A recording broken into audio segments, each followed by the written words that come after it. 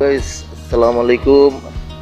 সবাই কেমন আছেন? আমি এখন কক্সবাজার আছি। এই পিছনে যে হোটেলটা দেখছেন এটার মধ্যে আমি আছি। আজকে রবিবার, সকাল 10টার ঢাকার উদ্দেশ্যে রওনা দিব।